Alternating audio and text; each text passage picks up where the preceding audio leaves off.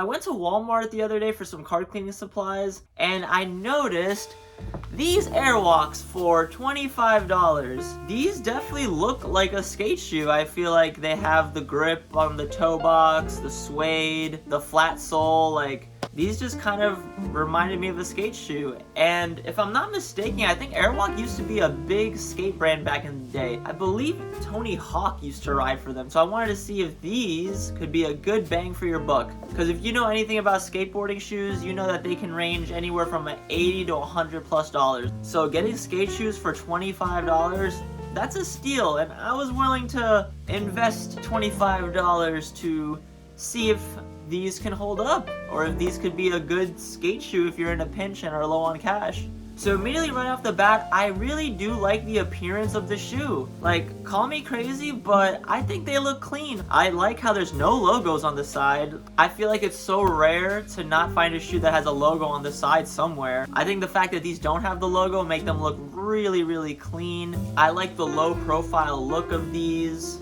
And yeah, I just think they look pretty simple and clean. As for how they fit, I would say when I first put these on, they fit pretty comfortably. I had plenty of space in the shoe. It wasn't too tight, not too loose. I will say though, it felt really flat. The sole did not offer any kind of support or arch or anything. It was very, very flat. When I was messing around in the parking lot in these, I found that it was really grippy. Like, it was really hard to kickflip at first just because of how much grip the toe box had.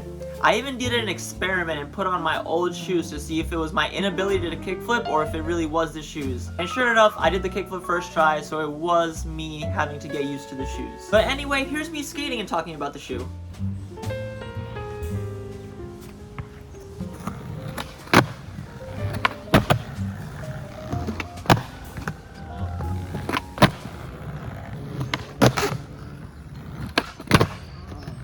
That kickflip keeps getting away from me.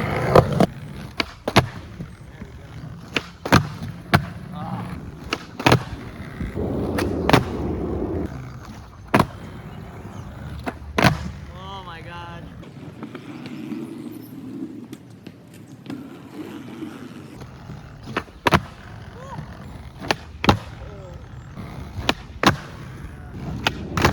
Oh my god. Oh, I keep rocketing.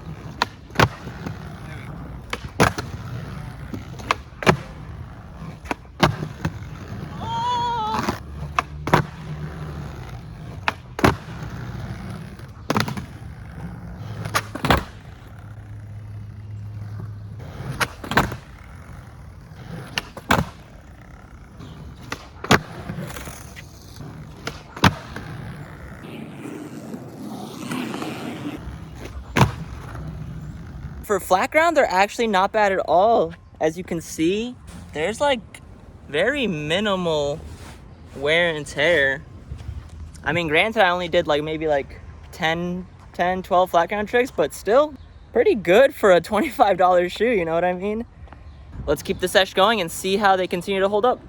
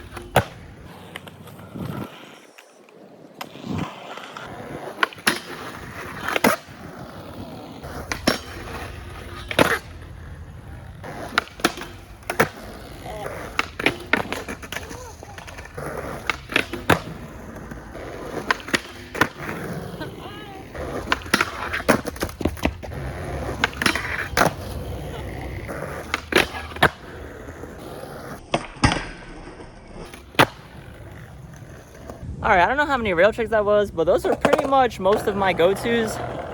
And the shoes still barely look like they even have a scratch on them. This is tripping me out. Like, why are $25 Walmart skateboard shoes better than a lot of other skate shoes I've tried that are meant for skateboarding? It's so trippy.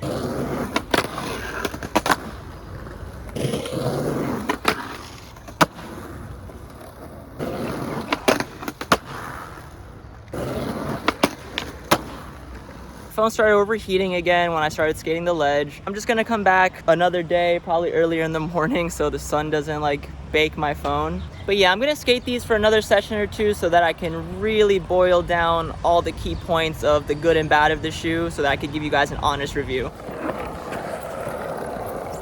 All right, back to the ledge, day 2, let's get it.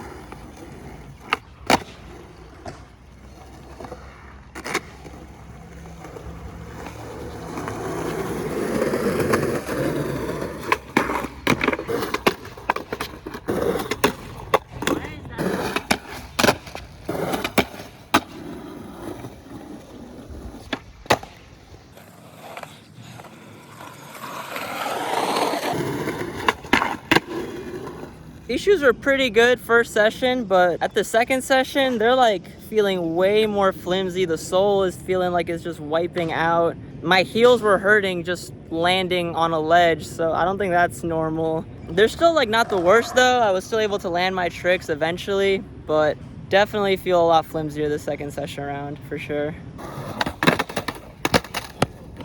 What the fuck was that? Right before I popped, I was like, yo, what if like my foot slips? And then I manifested my foot slipping.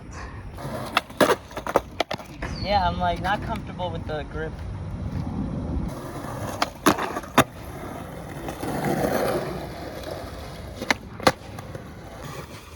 What the fuck? I didn't even pop.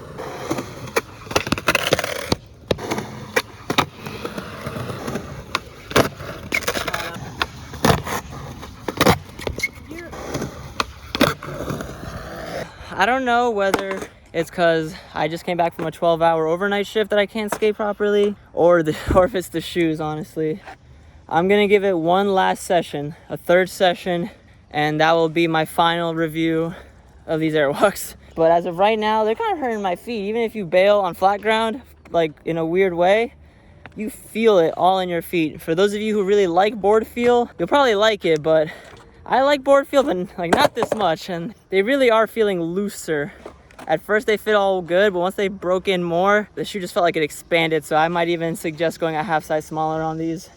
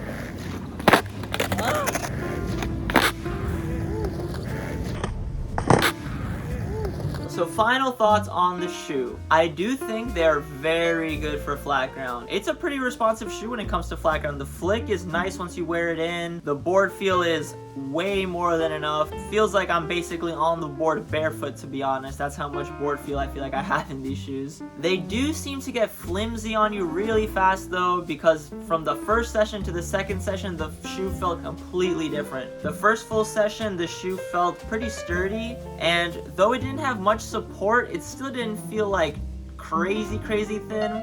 Once I got to the second session, the shoe definitely started to feel very paper thin, and it felt like it got a little too mushy. It lost all its stability that it had during the first session, so that made it a little harder to skate. Plus, I also noticed by the second session that the sole on the bottom here was not grippy at all. I found that I was slipping on a lot of my tricks. They were so thin that I had to put some aftermarket insoles into these because I really just could not skate these without an insole again. That second session really was hurting my feet. I think the main cons of this shoe would be bad grip, no structure to the shoe, it gets very flimsy, and very bad support when it comes to the insole. But some pros, like I said earlier, the looks, I think these are a very clean looking shoe.